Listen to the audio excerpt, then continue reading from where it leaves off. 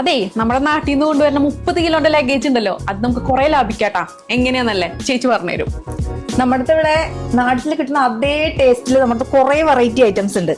മുറുക്കാണെങ്കിൽ അതില് എത്ര വെറൈറ്റി ആണെന്ന് പറയാൻ പറ്റില്ല. അത്രയും ബട്ടർ മുറുക്ക്, പെപ്പർ മുറുക്ക്, മുള്ളുമുറുക്ക്, അങ്ങനെ കുറെ വെറൈറ്റി. അതുപോലെ ഹെൽത്തി നാട്ടിൽ കിട്ടാത്ത ഐറ്റം നമ്മുടെ അടുത്തുണ്ട്. ഇതേ നോക്കൂ, റാഗിയുടെ ഐറ്റംസ്. അത് എല്ലാം ഫ്രഷ് ആയിട്ട് ഇവർ തന്നെ ഉണ്ടാക്കുന്നതാണ്. യാതൊരു മായം ചേർക്കാണ്ട് 100% ഗ്യാരണ്ടി ആയിട്ട് അവർ തരുന്നത്. ഈ ഒരു കാര്യത്തില് നിങ്ങൾക്ക് ധൈര്യമായിട്ട് ഇവിടെ വന്ന് വാങ്ങാം.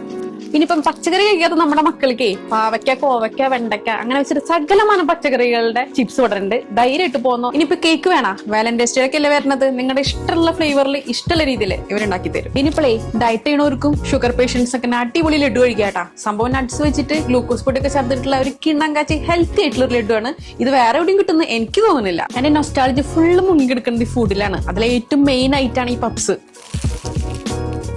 നല്ല ക്രിസ്പി ആയിട്ടുള്ള നാടൻ പപ്സ് ഇവിടെ കിട്ടും കേട്ടാ. അപ്പൊ നീ പഞ്ചാമൃതം കഴിക്കാം, പഴഞ്ഞു വരെ പോണ്ടേട്ടാ, അതും ഇവിടെ കിട്ടും. സ്വീറ്റ്സ് കഴിച്ചു എന്ന് വെച്ചിട്ട് കുറ്റബോധം വേണ്ട. ശർക്കരയുള്ള ലഡും ജിലേബിയും എല്ലാം ഇവിടെ കിട്ടും. അപ്പൊ ഇത്രയും നല്ല ഫ്രഷ് ഐറ്റംസ് എവിടെ കിട്ടുമെന്ന് അറിയണ്ടേ? നമ്മുടെ കരാമ ലുലുവിന് തൊട്ടടുത്തുള്ള സ്വീറ്റ് ബാസ്ക്കറ്റ്. അപ്പൊ മറക്കണ്ട കേട്ടാ.